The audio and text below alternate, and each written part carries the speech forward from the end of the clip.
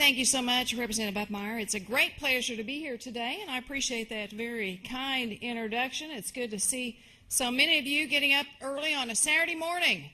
I know that when we're at these conferences many times after our state night the night before, and I know what you do. I was with my Oklahoma delegation last night that we would probably like to sleep in on a Saturday morning. So I appreciate all of you joining us here today, and it's a great pleasure to be here. And Alan, we appreciate all that you do for this fine organization. It's good to see you and to be able to continue to work with ALEC. And I'd like to say that coming before this group today is kind of like being back home.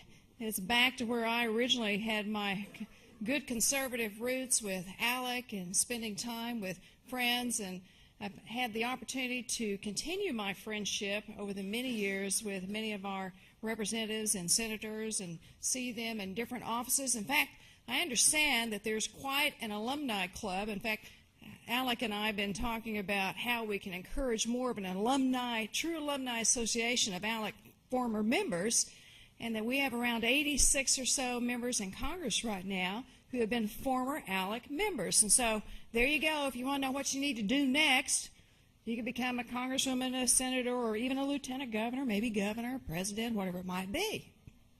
All those things are open to you. And Linda was also telling me that the auto dealers, the auto manufacturers, the big three per se, have called ALEC and said, you know, maybe we need to come talk to our state elected officials too.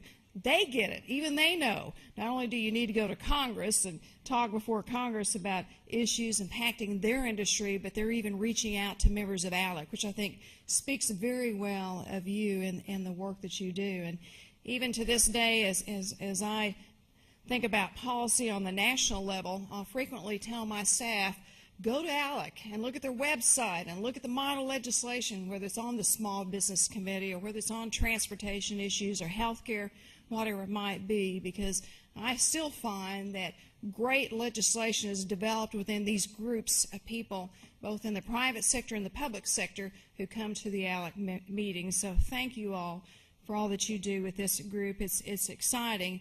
And I've had the opportunity to come before ALEC even since I have been out of the membership of ALEC when I was lieutenant governor. And last night we were having dinner with our Oklahoma delegation, and former Representative Jim Dunlap is one of your national chairmen, was reminding me of one of the ALEC meetings I spoke at, which I think's been around 10 or 11 years ago. It was quite a long time ago after I was elected to lieutenant governor. And I was so thrilled. It was kind of like going to your high school reunion. You're going up in front of friends that you've known, and you think, I get to go back and be their speaker. That's going to be really fun. So I came back to ALEC, and I was at the speech, and it was a room similar to this, and there was a wall that was a dividing wall. It wasn't a permanent wall, but just a wall, and there was another banquet going on in the room behind me, and it was nighttime. And I actually brought my two children, and Linda at that time, I think my son was about 7 and my daughter was 3, so they were sitting out here on the front row watching Mommy getting ready to give a speech to ALEC, you know, and it was one of the nighttime events, so I think there was 500 or 600 people there, good crowd. So the party next door, the banquet next door, had this big, great band, and everybody's dressed up in black tie, and they were coming in and out, and we were having this sit-down banquet with me speaking. Sure, everybody wanted to be next door. So I get up at the podium after I'm introduced, start beginning my speech talking about some important issues related to ALEC. And all of a sudden, right in the middle of when I'm just beginning my speech, the band next door cranks up. Now, there's just a fake partition wall behind us, so it wasn't a solid wall. And as I start talking, they boom this music through, and they're playing the song, Who Let the Dogs Out? And I'm up there, I couldn't even hear myself. I'm trying to speak, and everybody at the head table's kind of, you know. It was so darn loud. And so finally they stopped. I had to stop speaking because nobody could hear me. You absolutely could not hear me. Nobody's paying attention anyway. So they finally stop, and I'm kind of looking down at my son, and they go, Who let the dogs out? He goes, ooh, ooh, you know. My little 7-year-old out in the audience. So I start back with my speech, and then all of a sudden they start playing She's a Brick House, and so... And my son goes, She's a brick house. So Jim was teasing me last night about how he could see my son from the podium, and I was so nervous and upset about all this music going on in my speech, but my son was dancing out in the audience while Mommy was speaking. So I have some great memories of coming back to ALEC and having some time with you, but as was mentioned in my introduction, I actually cut my teeth in politics in the state legislature back in 1990 when I was elected, and even this day, as I'm in Congress and I'm thinking about policies and how I'm going to cast my vote on economic rescue packages or automobile manufacturers' votes or whatever it might be that's the issue of the day, I frequently think back to my days in ALEC and how whatever the legislation is or the subject may be, how it would affect you back home. Because I can still remember the questions I would ask myself back when I was in the legislature, and I still ask those same questions. Will this really be good for my citizens? Will this really be good for our local economy, our state economy? How will it affect the people that I represent? And I know that as I look around this room that many of you probably think about how will it affect Idaho or Texas or New York or wherever it might be that you're from, and we all have those same issues. In fact, I bet a lot of you probably think about Congress and some of the issues that we vote on, and you probably wonder what in the world we were thinking when we passed down that unfunded mandate or some new type of rule or regulation, and why didn't they ask us back home how that would affect us?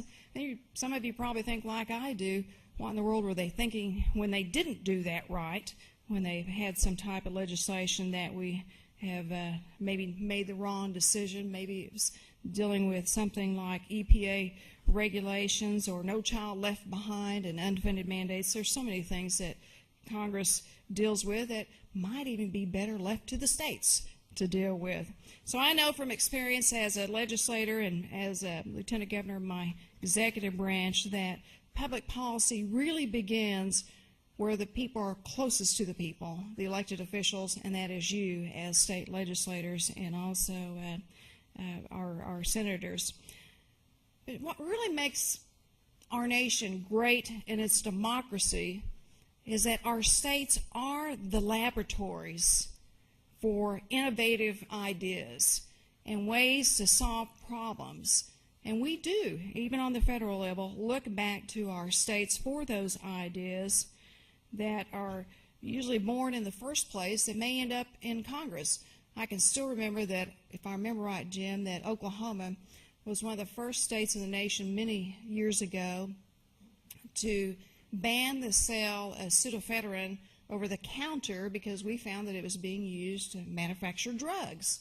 And it was one of those things that we did on a local level that other states started picking up on, and finally it passed on a federal level because that idea, that concept originated where it's closest to the people back in the individual states. And so I'm a big believer that the federalist system per se of everybody having a voice and having a successful government can begin with we look at the ideas that are generated and the reform issues that are developed within our states.